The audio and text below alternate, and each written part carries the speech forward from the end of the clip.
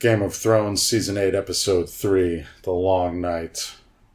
Well, that happened. Yeah, part of me thinks I need to watch it again. I need to let that part soak in of the first, the second, maybe watch it again and let that soak in before I can really have coherent thoughts. It pains me with all my heart because it was, on the one hand, the most amazing episode we've ever had, but on the other hand, my overall review is negative. And I really, really wish that wasn't the case, and I hope people won't turn this off upon hearing that, because when I listen to Game of Thrones reviews and they get negative, I'm like, like, even when it deserves some negativity, I have initial kind of reaction to it, and I hope that's not the case here, because it was a truly amazing episode, and I think we will talk about a lot of the good things and the bad things, so give us a fair hearing. Yeah, and let's just go back to what I said in episode 1 of this season of Game of Thrones is of a caliber of its own. It's one of the best shows that has ever been made. You just expect the best when it comes to this show, and so when it doesn't deliver, it can be disappointing while still being amazing. Well, it delivered the things it was supposed to deliver as far as action and suspense and things like that. Miguel Sapochnik, whatever his last name is, that dude, the guy who directs it, he needs to be directing some movies. He did Hard Home, which was really amazing. The Battle of the Bastards, which to me is still one of the best episodes ever. And that was so amazing to me. And the one following the Battle of the Bastards, where Cersei blows everything up, what it was amazing. And I feel like I got his flair. Right. I could tell that he was behind this, and I think in many ways he did a good job. Yeah. Yeah, and the parts that I have to criticize, I think, have nothing to do with the director almost. I agree. Maybe one or two things, but for the most part. Yeah. All right, well, so, I mean, first of all, the way they allowed the tension to build with the first 10 minutes or so with no wording, long scenes. Long shots, camera shots. Yeah. That was really good. Yeah. Incredible. When I compete in jiu-jitsu tournaments, I have this kind of dull, anxious feeling all day of the tournament and the day before, and I kind of had that today. I was sitting around with this feeling like something's going to happen today. Yours is dull. Mine's like a sharp stabbing knife. I kept being like, man, I'm anxious. You're like, what's wrong? And I'm like, this is just so intense. Well, I mean, at lunchtime I was feeling it, like something in the back of my mind. But no, it started off just amazing with the direction. Yeah, I one of the things I just took a note of is great intro. It was phenomenal, just in terms of the pacing and the scenes and the music. It really set the mood. I got anxious, and I kept thinking, why am I so anxious watching this? I know people are going to die. It's the end of the series. I'm ready for it, and yet I felt like I was almost watching a horror movie. The music was spot on, and I don't know how to say the guy's name. What's the music guy's name? I'll say Ramin Djawadi or something. That dude's amazing. This music was spot on tonight. We saw him in concert doing the Game of Thrones music, and he's done a great, all 8 seasons, just amazing. Tonight's music, I don't know if you caught it. It was very similar to Why So Serious, the Joker's theme song by Hans Zimmer. Very, very similar to that, which I don't mind because that's a fantastic song. Well, it keeps you on edge. It keeps you... Yeah. I like that it didn't do, the action soundtracks that you can often get. Right. Dun, dun, dun, dun. This was more it reminds me of, I don't even know if this was, the music from it, but, The Thing with Kurt Russell. Yeah, well... But it has that long, eerie sound. Yeah, it's this eerie sound. It's just the music that plays in my head when I think about The Thing. That's a good association. I'm sure that and maybe it's the winner. No, the guy would be proud to hear that, I'm sure. It's John Carpenter. Anyways.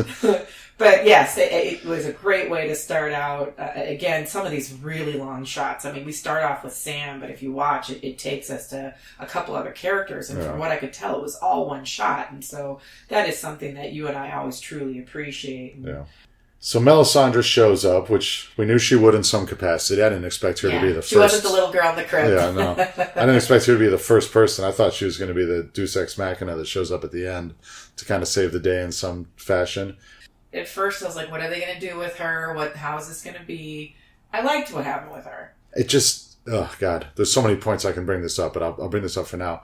it leaves so many questions unanswered about what is this red god? The Lord of Light. What is this Lord of Light? Are we supposed to forget about that now? Is that just going to be written out of the story? Because we see that she has power. Like, we've already known that, right? But, like, she has legit power. Yeah. She helps them out. Well, it didn't really help. They used that to give us a false sense of hope when the Dothraki were...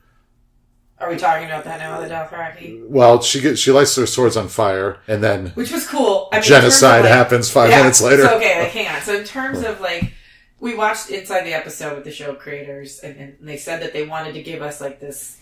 The audience, like, a sense of, like, things are going to go in their favor, like, so it's kind of like a back and forth. A little sense of hope, a false sense of hope. And part of me, it's like, I'm already thinking, like, this is within the first 10, maybe 15 minutes of the show, and I'm like, of course this isn't going to work. We've got an hour and a half episode. Yeah. Like, I have zero hope at this point.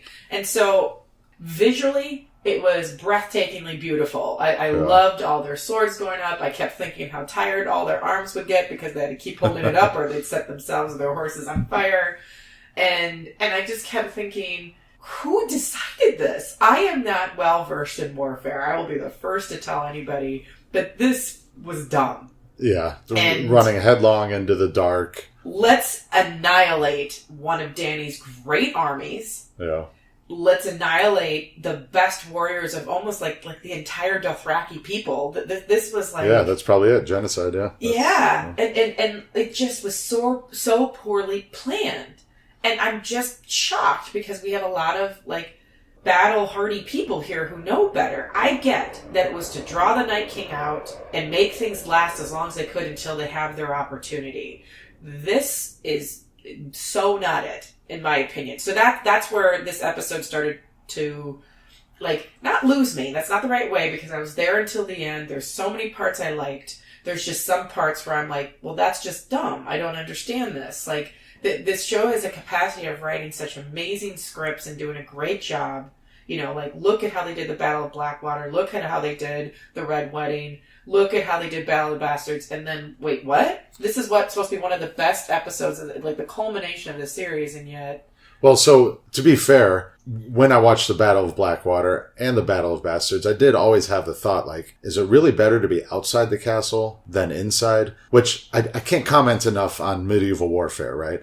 Because in the Battle of Bastards, the same thing happened. They fight outside, and then the people start to break in. And the Battle of the Bastards, the whole fight took place outside.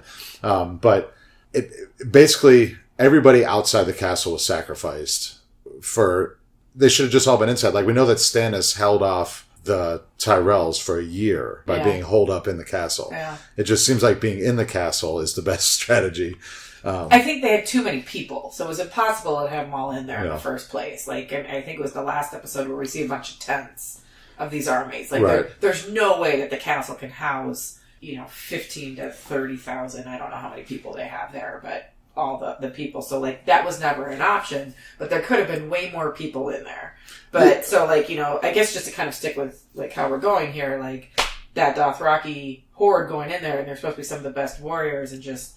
like, I remember when they were going out there, and I just commented out loud of, like, oh, all the lights are going to go out. And, like, visually, like, in the storytelling way, I appreciated that. It was, like I said, it was beautiful. It got the point across, which is what it's trying to do, like... But the expense of an entire people. Right. And I did really like a couple scenes there, is that they run in, and then we don't really see what it was. I guess a giant came out. We don't exactly know. Yeah. The flames start going out. And then when Jorah ran back... I was like, fuck, he better not be a zombie. Like, is Jorah dead? Like, that would have ruined my night. I didn't think he was at all. Like, but they kind of showed him in slow motion. His face was all weird. And I was his face was like, holy fuck. Yeah. We are fucked. And then we didn't see Ghost after that, so...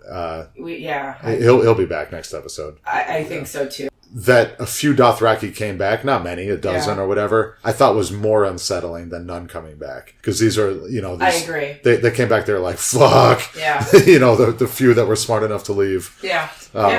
So it was, aside from some logical flaws, that was a really great scene. Well, and honestly, like, I can just say right here, the criticisms that will come from me as we continue to talk, there will be a lot of things I love. There will be a couple of things that I'm going to criticize. And almost everything that I'm criticizing is going to be along this line. It was illogical. Oh, I got some pretty big criticisms. But, well, that's at least for me. Yeah. Where it's like, this just seems a bit nonsensical to me. So. Well, okay, so the first main character to be killed is Ed. Dolores Ed, yeah. Which I guess is not saving Sam. Yeah. Which I guess is not really a surprise. It's he makes perfect sense to be the first to go, and I didn't think that Tormund Giantsbane would go because he is like the avatar of the wildlings. He's the person we're soon to see the wildlings. And Ed is kind of the Night's Watch, and we don't need the Night's Watch anymore, so it kind of makes sense. Yeah, he's kind of a superfluous character in some ways. And like, we know we've got, like, Game of Thrones is going to have to, like, kill a bunch of people we love. We know that most of them or many of them are going to die here in this last season. And so I think they were easing us in. Yeah. And easing us in to Jorah's the big one, but do we care about anybody else more than Ed? So we'll get to that later. We'll go by the deaths one by one in chronological order. But I mean, like Dolores said, he's the last of the Night's Watch guys. Yeah. And I just feel bad that he was not burnt before he was turned, which is what he wanted. And we just get a quick scene in the crypts where Tyrion kind of wants to get out there. He feels worthless, and it's got to be a very emasculating position to be in. I thought maybe that was going to go somewhere, like maybe he would actually contribute to the battle, but no, that didn't go anywhere. Which is fair. I mean, it sucks that it's the case, but he really didn't have much to offer. Well, he gets schooled again. He gets schooled again of like, look, like, yeah, you've had your moments, but you're not going to compare to people like Grey Worm and Jorah, Jon Snow. Like, yeah, it's just not his forte. The Hound, like, you're not. Like, but his argument was that he wasn't at the Battle of the Bastards either, but he was as well. So. Well, what's funny though is he's horribly arrogant sometimes, and this is another example where, like, if I were out there, I would see what no one else has seen, and it's like, you're right, you might, but it's not like everyone out there is a complete imbecile either. Although we may end up saying that as we continue on with some of these battle plans, but for the most part, it's like, okay, yeah. Well, it just didn't go anywhere, which is they had to remind us that they were there. And I think it's a way to show that it's really hard for some people who aren't like these, like, warriors, you know, like Arya and Sansa was such a great contrast of that. It's hard to be someone who, it's hard to defend yourself in a moment where that's so necessary. Yeah. One of the things that I took note of, that I was surprised that they didn't take it this way, I was thinking this is not the first time Sansa's in this position, where she's holed up in a small area with a bunch of women and children and older people during a battle. This is the Battle of Blackwater, where she's very young and naive, and Cersei is just atrocious. Yeah. And Sansa knows more than anything about how important it is to be a leader. And during the Battle of Blackwater, after Cersei just deserts everybody, she's like, let's say a prayer, let's sing a hymn. And I kept waiting for us to see this regal Sansa who has learned. She hasn't just learned about how to play the Game of Thrones. She's learned how to be a queen. And she utterly failed here. Yeah, there's none of that. And it didn't feel like I didn't miss it. I was also waiting for it, like, okay, because there's a lot of parallels between this and the Battle of Blackwater. It was very similar. And I think the proper way to think of this episode and last episode is as one extended episode, one like 2.5 hour episode. Yeah, I agree. So Blackwater, the first half was like kind of build up and then the action happened. And if we think of these two connected, it's the same way. But yeah, no, Sansa, they could have had that in there and that would have been great. Yeah, she was just there. And she comes in there and she starts off on the, you know, on the castle and comes in there. And so clearly when she comes in, that's going to be a sign to the people that, you know, shit's getting bad. Yeah. And there's a moment for her to be like, let's come together. Remember, we are the North, something. Right. And then the silly scene, Arya gives her the dagger. She's like, take this. It reminded me of the Battle of Blackwater when, like, Shay's going to go outside and Sansa's like, don't go. And she's like, no one's going to hurt me. And she's got this little dagger. It's like, come on. Yeah. Like, that's cool and all, you know, go. But come on. It's, Well, and Sansa's not that puny and pathetic. How do you mean? Like, that she ran away from the only place she could be is a crypt, same as Tyrion. No, I mean, like, I don't know what to do with this. Like, it's a fucking knife. Right, yeah, sticking with the pointy end, right. They just wanted to say that line. They just wanted to put that in there. Yes, but it was stupid. Yeah. It made her look like she was this helpless person again. Yeah. Which at this point in the series, you do not want to undermine that momentum and characterization that you've established so much with her. Yeah. I think that she would go down fighting. And they did not really show that here. I mean, they kind of did at the end of those crypt scenes. Oh. Well, right, but they only showed Tyrion after. Yeah, we'll get to that later. But yeah. This was another moment for Sansa to shine, and she didn't. Yeah.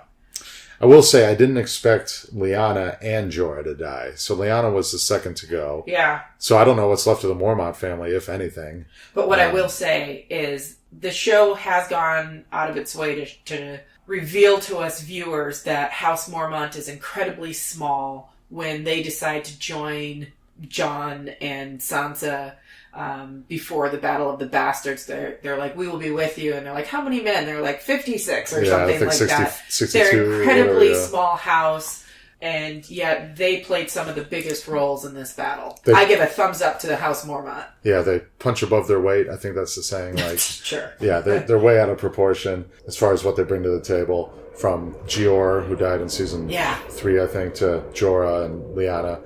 And Lyanna killed a giant. That's cool, I guess. And that's the show, I think. I think that's the show giving fans a character we've come to love. Yeah. They've written this part for her. It was another way to kill someone off without killing one of our favorite characters here at the end. No, it was just, it was total fan appreciation, but it was fine. Except we only saw one giant, which I guess CGI can only afford so much, but, But, I mean, so one of the things that they said, the creators inside the episode, is that, a battle scene can get tiring. Yeah. So if they showed us, they actually showed us 2 giants, and maybe it's the same one, but I have a feeling it's more than one. Yeah. You don't want to see the same thing over and over again, so I'm glad they didn't give us more giants, because it would have just been redundant. Well, yeah, but they could have had cool scenes. Given what we got, yeah. I'll just say it here now with Lady Mormont. I wrote down that she goes out with a roar, so Bear Island, roar. But this just made me think so much of the Battle of Hogwarts. And so much, there's so many parallels for me within that way. But similar to at least the Battle of Hogwarts is your absolute favorite people do not die, but a lot of your favorite secondary and tertiary characters do. Yes. So that's like the Lupin and the Tonks and stuff. That's what Jorah and Lady Mormont and Dolorous Edd are here. A thought that I had here is after Theon came and then Ramsay and the destruction to Winterfell, they have spent so much time rebuilding Winterfell, and then these zombies come in, and I'm like, oh man, they just rehabbed this whole place. Yeah. And it is just going down fast here with all those zombies. So another criticism I have here is Bran was utterly useless. And this was a note I wrote early in the episode of like, Bran is not super informative for being the guy who knows almost fucking everything. Right. He goes into those ravens, but nothing came of it. So what? He didn't warn anybody? He didn't communicate to anybody? For a really long time in Ravens, and like maybe this was editing, that it seemed like already so much had happened in the other areas that he was still warging up until the Night King being there. And so it's like, what are you doing? There's nothing that you're seeing that you can offer information to someone else other than just for you to like it's like he's trying to be a historian just to know what happened and to see it or something. And he wasn't informative to any of the characters. He didn't offer any insights. He literally put himself more at risk by warging, and like I just didn't understand it. And maybe they'll explain it next episode or something. I thought he was going to warg into a dragon or something epic. I thought he was going to do something. Yeah. But nope, he didn't do anything. No. And he's supposed to be bigger than what he was. So this is now, to be fair, does he even really have a stake in the battle except as a chronologer of history? Yeah, but they had some Bran moments with him here where either he realizes that he just needs to play a part because it will make other people feel better. All the stuff he says to Theon is Bran, not the Three-Eyed Raven. Right, yeah. So Bran is still there. So to me, is that a lack of consistency? Because he doesn't act like Bran with anybody else that you really want him to, like his fellow Starks and stuff. But, here, like, telling Theon that he's home, which I get what he's saying. He's like, they brought you here, but the home comment is Bran. Right. He felt the need to validate Theon. And then he does right before Theon dies. And that's for us fans, whatever, for Theon's arc. But, oh, God. He just felt so... Now that the Night King is dead, which we'll talk about later, do we even care about Bran? Who cares? Like, whatever. He's just some weirdo. Okay. The Three-Eyed Raven, this 1,000-year war with the White Walkers, well, who cares? Now we got to deal with Cersei. Anyways, so we'll talk about that later. Well, and it's funny because, like, I knew for sure that Jon would make it because there was all the setup of, like, Sam, we have to tell him now, he needs to know. Yeah, of course. And if he didn't need to know so urgently, then, like, he just dies here, it wouldn't matter. And so, like, I think that's the role that Bran's going to play, is that he's going to help people know things that they wouldn't otherwise know. Yeah. But so what happens, though, right before Lady Mormont gets taken out is, so first we have the Dothraki annihilated, but let's annihilate the Unsullied now, too, while we're at it. But I like the way the Unsullied went out, because that is their role. They were letting people escape. They were the only thing I didn't like is that Grey Worm did not die. So we don't know for sure. Unless I missed it. No, it showed him fighting at the end when Jon was doing the tour of everybody fighting. Right, but they did show us survivors after the Night King was killed. So we know that Jaime and Pod and Brienne and Davos and like all them, we saw them. They did not show us Tormund or Grey Worm to my knowledge. And so we've seen this once. I could have missed it, whatever. But they could pull one on us where we find them dead. No, that's 100% not happening. I'm just saying we don't know for sure. They didn't show us after the Night King. I thought the Unsullied... I appreciate with what you're saying. Yeah. Like, I agree with you. My only point is, again, like, Dany has just lost all her armies here. But I already from, like, what we're going to see from the next episode, apparently a lot of the Unsullied survived. Right. But the Dothraki have been wiped off the board, which is weird. And then most of the Unsullied are wiped out. But both the Dothraki and the Unsullied went out in the way Dothraki and Unsullied should go out. Correct. For whatever that's worth. Correct. Well, and one thing that I really loved is, like, this is probably one of the scariest battles that anybody alive could ever face. And the Unsullied really approached it. The show showed other characters and other Northmen and women, like, running away and being scared, which I don't blame them. And yet these Unsullied held their ground. Yeah. And so it really like, Master Krasny's would be proud.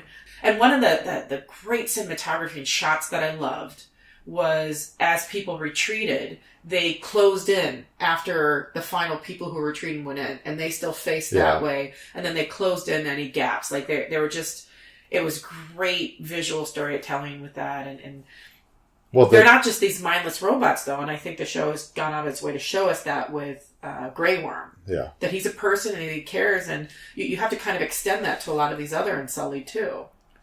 So when the Unsullied and the Dothraki and everybody else are being overrun, which the filming was great, how the dead are piling on each other. And it was so obvious that they were unstoppable. But my main criticism is that about halfway through the episode, I realized the Night's King is dying. There's no other way that this can end because they cannot stop these things. Yeah. And it bothered me that it was so obvious that that was the case. And but technically, hasn't that been super obvious from the beginning?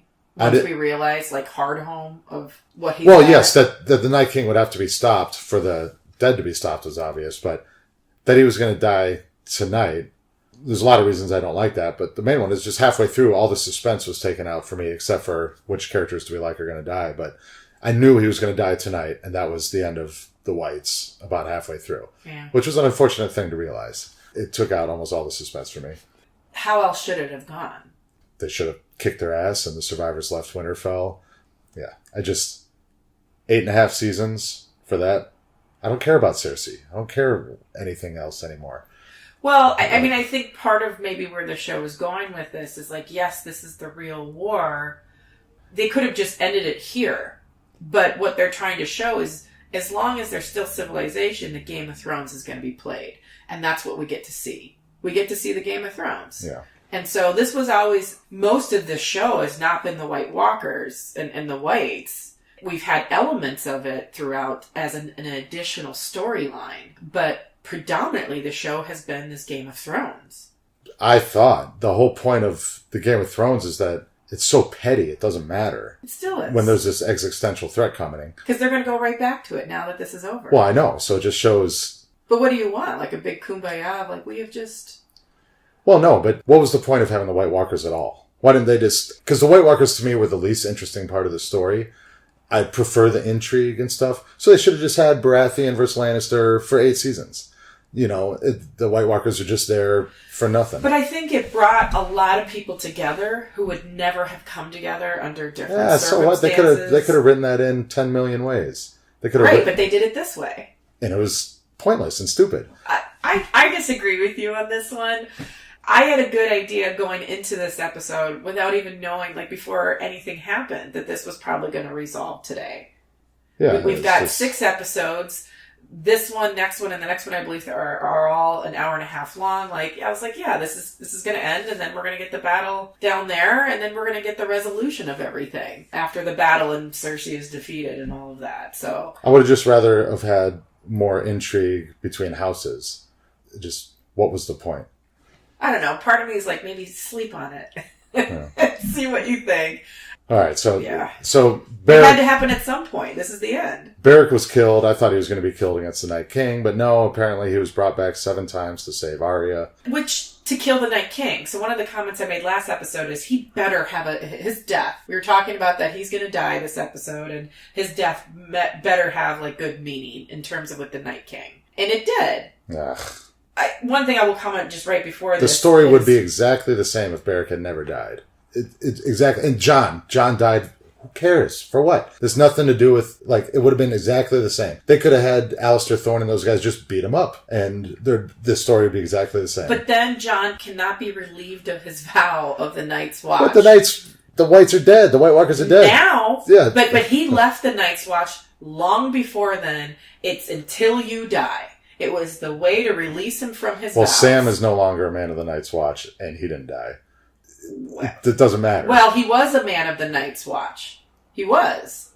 He was training to be he was up until they are no longer needed.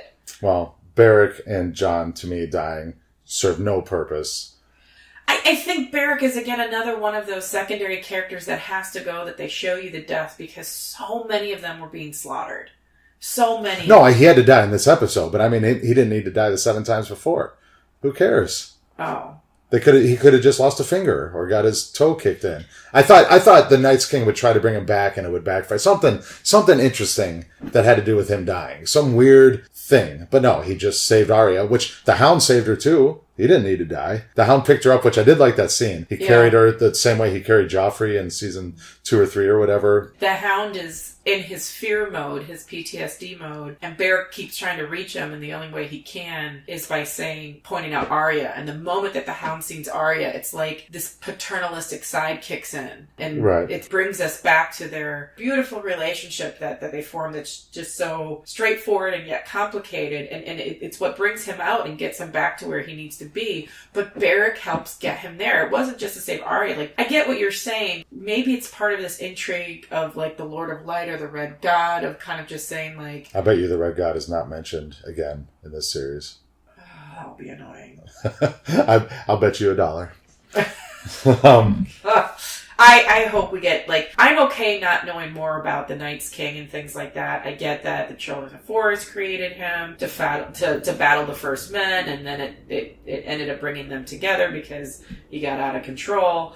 I feel like we know enough with that in some ways, where, like, I like some of the intrigue. I'm okay not knowing. But if I don't find out more about the Lord of Light and pieces of this, maybe it's just a way to show that it's just not all, like the Night's King is just such pure evil, but maybe that there's other stuff out there. But we've talked about it before. Like, the Lord of Light does not seem like the most benevolent dude either. No, but there's obviously real power there. And all these fan theories about the Night's King real motivation and who he really was and what is it?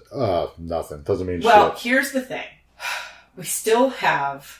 How many? We still have 4 episodes where... No, 3. Oh, yeah, 3. Yeah, so we have 3 episodes. So maybe they will still explain things that we could be complaining about tonight. And so I'm still kind of holding out a little hope that, like, maybe we'll learn a little bit more about this in the aftermath. Explain it after the fact when we don't care anymore. Yeah, I still care. They have me until the series ends. Yeah. No, to be fair. So I'm not going to jump the gun on certain judgments with that. And again, part of me is like, sleep on it. Let's see.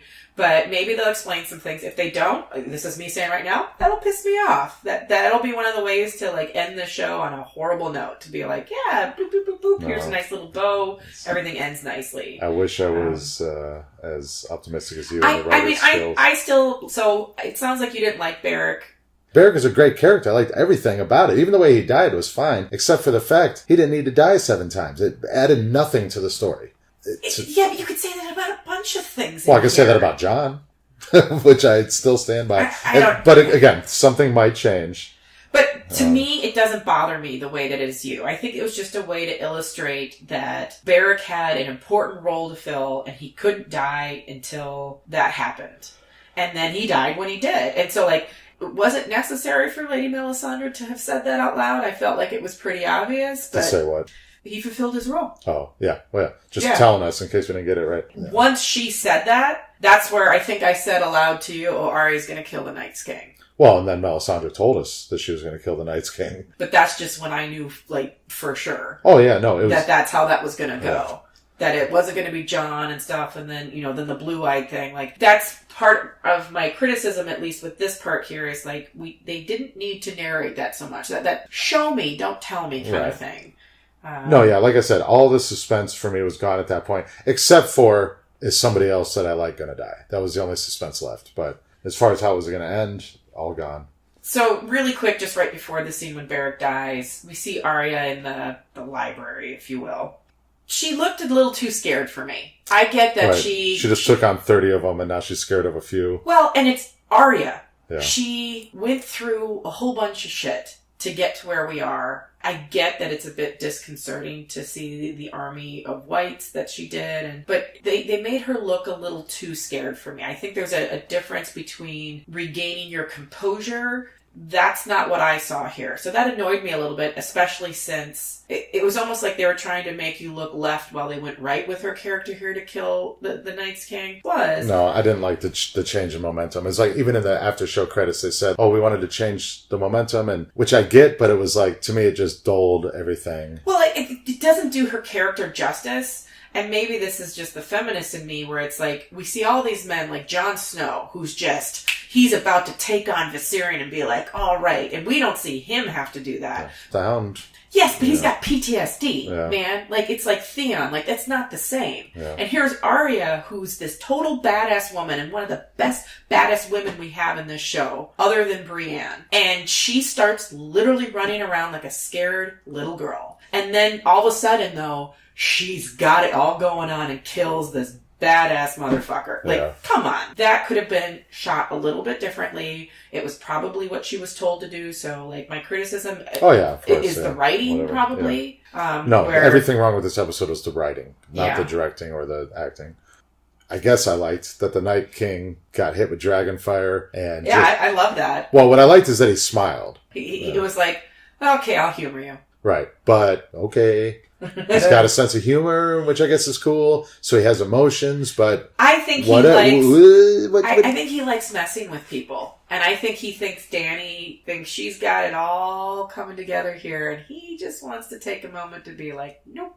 Yeah. So I would have liked that if it led to something else, but it didn't. So it made her vulnerable, but then nothing happened. Hiding in the crypts when you're fighting someone who can raise the dead, obviously really stupid. But nobody armed the people inside. This was one of the moments where I was like, do they think we're stupid as an audience? You're going to send a bunch of defenseless people in a closed-off room, and you're not going to give anybody but Sansa at the last moment? Well, I think at that point, the idea is that if they got into the crypts, those people are dead, whether they're armed or not. But how would you like to go down? With your bare hands or with some steel in your hand? Yeah. Well, right. And then not only that, but just my point is hiding where there's dead bodies against someone who can raise the dead is pretty dumb. But one scene I did really like here is when Drogon gets covered with the dead and made me think of a dog desperately trying to shake off the fleas, you know, and he just had to get the hell out of there. And Dany fell off and he was like, I'm fucking out. And then that was all a scene to give Jorah the death he deserved, I thought. Before we go to Jorah's death here, one of the scenes I really liked, and again, I said sometimes this felt like watching a horror movie for me. I don't watch a whole lot of them. I don't have a problem with Game of Thrones, but I'm not good with the horror genre. I can't do it. But there's this scene as Jon is trying to make his way to Bran. We see him kind of on his journey here, and I told you, I was like, it reminds me of like a haunted house where you go through each room and there's like each room of horror and devastation that you see that's a little bit different. And we see him with Sam, who looks like he's about to die, and you can see Jon makes his decision like, I don't have time for you, I have to go. Yeah, I did really like that. Jon sees Sam dying and he doesn't try to save him. Yeah, because there's bigger fish to fry. Yeah, and we know what they mean to each other. But then, so after he sees Sam, then he sees Grey Worm, and then he sees Brienne, and it's just kind of like each separate room of horror. And I like that scene. And then Theon. So Theon dies. He's our fourth main character to die here after. So he dies saving Bran, which, I mean, they brought his story full circle. He dies at home. He dies saving a boy that he, like, really hurt. No, it was a, poetic, whatever. And he dies in a very honorable way. The Ironborn are apparently the best archers that ever existed. I thought of that, though. At first, I was coming in, like, cynical, but then I was like, if you think about it, they're ship warfare. They would have to be good. It was fine. It worked for what it was, but... like, they're ship people in order to conquer other ships and stuff. Like, they would have to be good with arrows. So I actually believe that. So he goes on a suicide charge, not unsimilar to the way Jaime went after Dany last season. Yeah, he died. He went out in a way, like they showed us a couple times when his PTSD kicked in about how he kind of just freezes. And here, he I think, accepted his death. And instead of fighting it, he kind of went into it with this almost like calm acceptance of like, I'm going to go in. Yeah, he got to redeem himself, and he was validated by Bran. And it was a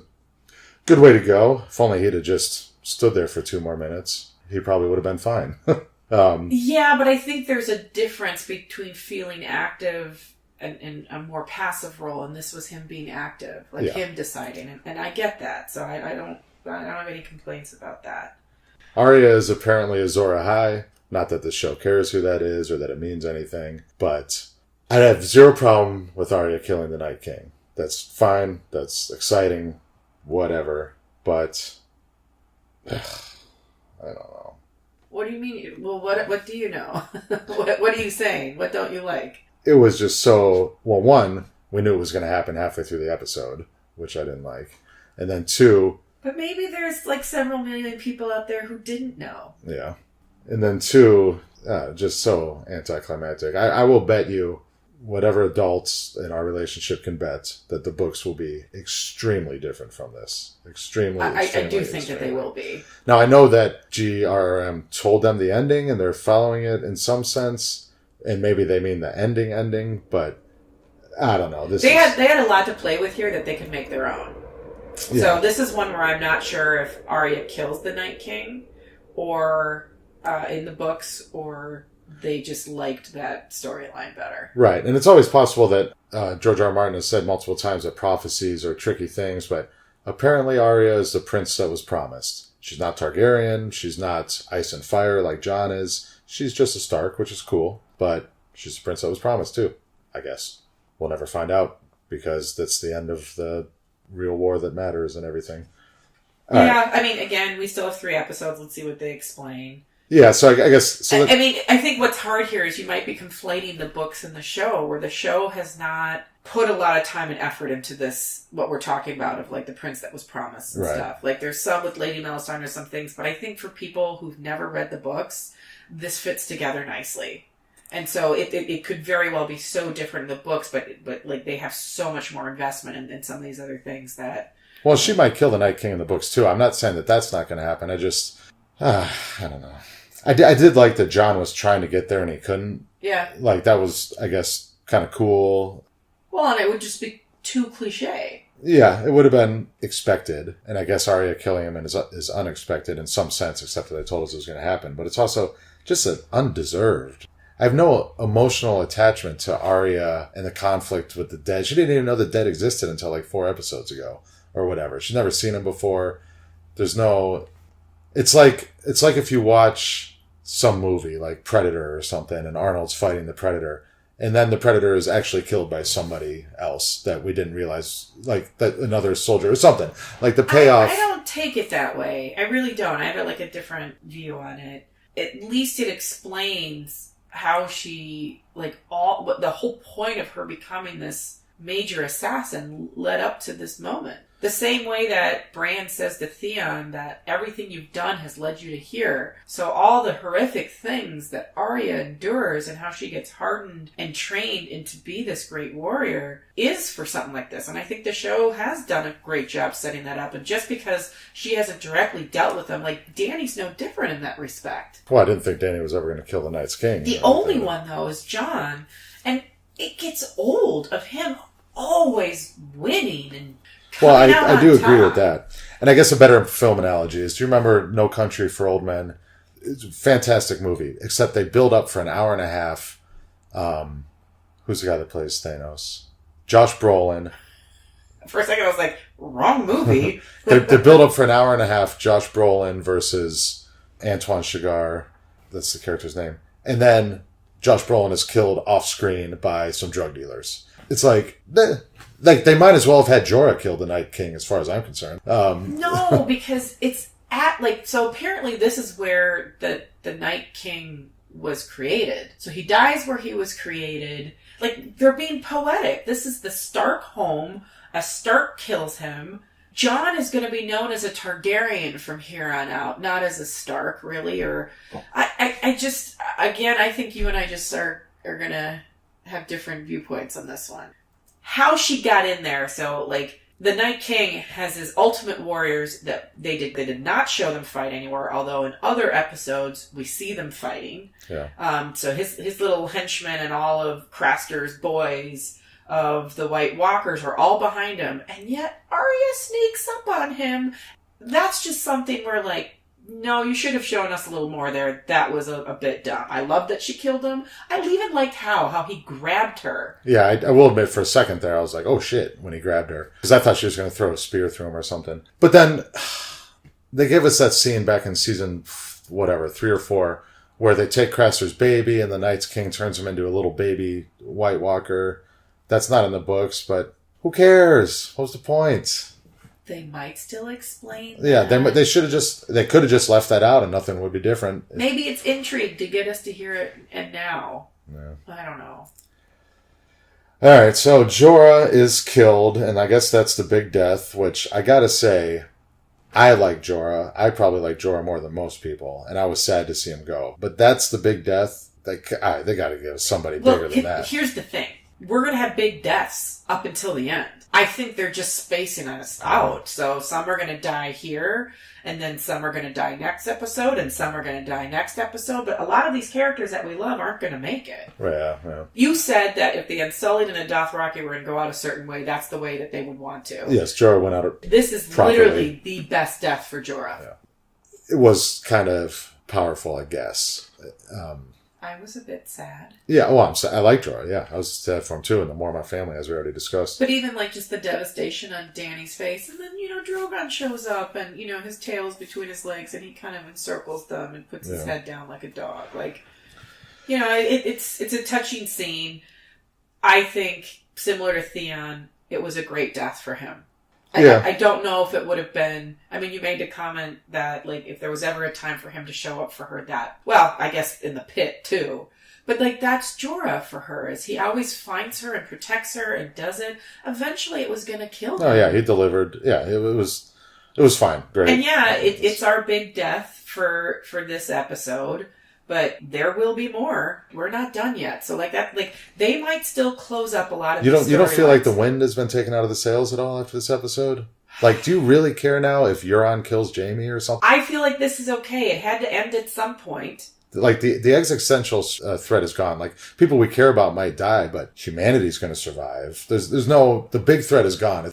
It's like... Right, but it was always going to end. There was no way that they were going to be able to outrun them and go all the way to King's Landing and then do a fight there down in King's Landing the way that they set this up. Like, at some point in season 8 here, it just seemed too obvious that they're going to have this battle, and then they're going to have to go battle it out with Cersei. No. I thought they were going to lose, run, tail tucked between their legs for... She would never allow them into King's Landing. She would kill No. I thought everybody. they were going to go to Pike. And then King's Landing was going to have to fight the dead. And then Cersei was going to have to go to Pike too, or whatever. Something like that. But now they're going to fight the Golden Company and Jon and Dany. Who even cares if she goes bad now? She's not going to go bad. She's like, that story is closed, I think. Maybe if Jon will go bad, maybe he wants the Seven Kingdoms. But, like, why does Jon care who... I don't know. Because, again, of all this time that has been spent on these things not related to the Night's King and his whole threat, I'm interested to see what happens. I'm interested to see how this plays out. maybe, like, again, like, I started off with this podcast being like, I feel like I need to think about this. I need to rewatch it again and think about it. Maybe rewatch it a third time and think about it. There's just so much to sink in, and there's just still so many, there's still opportunity for loose ends to be wrapped up here. Just, if they drew this out much more, I think it would get old. To me, what's old is now watching petty politics rear its head again. That's what this now we get to see series is about. Now we get to see Bronn turn into a bad guy, and we get to see... we'll see. I'm being too harsh. Maybe it'll turn out great, but... Then our sixth, I guess, big death is Melisandre. I liked her death. Yeah, it was fine, except they'll probably never mention the Lord of Light again, like I said. I hope they don't. We already talked about that. Well, and you kind of said, how does she die? And I said, I think nothing. I think she'll just... I said the Lord of Light doesn't need her anymore. The same way he didn't need Beric. Yeah. And maybe that's why she was saying what she did about Beric. Of like, he fulfilled his purpose, so now he can die. She fulfilled hers, so now she can die. And she knew this. One thing that gives me hope is that in the post-episode discussions, I wrote down a couple quotes, they're paraphrases, but this tells me how different this is going to be from the book. The showrunners, D&D, said, we talked about Jorah's death for a long time, trying to figure out how they were going to kill him. So they probably have no idea how GRM's going to kill him. Yeah. Which is good. And then they also said... If he does. Right, yeah, if Jorah... Yeah, however it goes down. And then they also say that Jon killing the Night's King didn't seem right to them. So what does that mean?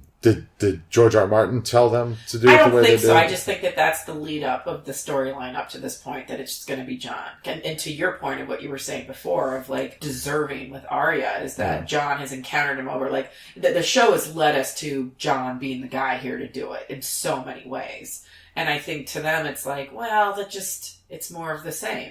I think honestly they just know how it ends in very, very loose terms, and they could fill in the blanks the way that they wanted with the way that they've cultivated and created and nurtured these characters into their own. Well, if he ever finishes the books, and fingers crossed that he does, at least the next one, because I want to see what happens to Stannis. I honestly think he's waiting to see fan reaction to the show. You know, after season 5, which is the worst season of the show, the way Barristan was taken out and the way Stannis was taken out, I feel like he probably thought a lot about that. Yeah. Maybe not, I don't know. But at least we get a whole nother Game of Thrones adventure when those books come out that I think will offer a lot of things that will still be unexpected, even though we know how the show's going to end. Yeah. That's pretty much all I got to say about this episode.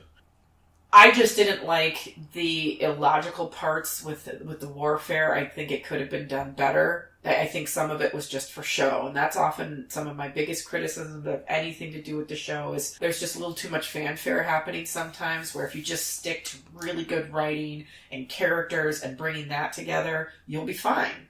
And so, like, even though visually some of the stuff with the Dothraki and some of that, like, that was hard for me. I agree with the Unsullied piece of them being there and stuff. It just, the way that they prepared for this battle, they came off not prepared and, like, they didn't think things through.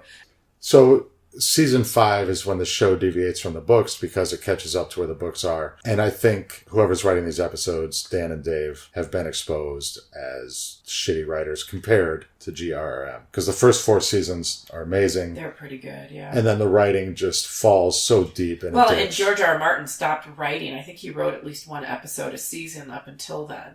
Yeah. But he was lagging so far behind of making progress with Winds of Winter that... And other things related to the show that he had to take a step back. Yeah. Yeah, so ultimately this episode is just such a mixed bag for me. On the one hand, I appreciate its technical display is truly amazing and it's exciting. The special effects and the filming and things, there's so many things that are just utterly phenomenal. This is better than some movies we've seen. Oh, yeah. Many movies. But then on the flip side, I don't know. I personally am just so disappointed in the story from here on out. Maybe it'll still be exciting, but it just all seems so trivial to me. But it just, to that point, then it just makes it seem that, like, Tywin was completely inconsequential. And it's like, really? Like, there were so many aspects of the story that were so great. It means the whole Red Wedding was inconsequential based on what you're saying. Well, no, because... You have to take a step back and look at the whole forest here and not just the trees in front of you. I like everything in Westeros, but what made it interesting... as far as this story goes, or one of the things is that we had this whole other huge existential threat. Yeah. And now that that's gone, like, that was the backdrop of this entire story. is that all this squabbling doesn't matter. I thought the point that they were trying to get across. But no, we'll just squabble some more. But again, maybe I'm judging too harsh, so I don't know. I'm sorry for any listeners that got their socks blown off by this episode. A brief look on Facebook looks like they did, and I'm over here being a negative Nancy, but it was just, I already said what I think. So I'm still on board. I think that they can still entertain me. I'm still interested in the battle for Westeros here and the resolution of things, because to me, the Night's King was always going to be defeated. And then what? And now we get to see that. So I'm kind of cool with that, because we only have 3 episodes to see the then what. So it's not like a whole season or anything. And I want to see that. Well, I will watch it, and we'll talk about it. Of course you will. All right, well, thanks for joining us. Good night. And there was a double entendre episode like all the other ones. The long nights. It was a long night. Wow, wow. And Kate's fan theory. I only said it because it was out there. It's not mine, and it's not like I was like, I didn't really believe it or anything, but Bran is not the Night's King. Wah, wah. Night's King is nobody. Wah.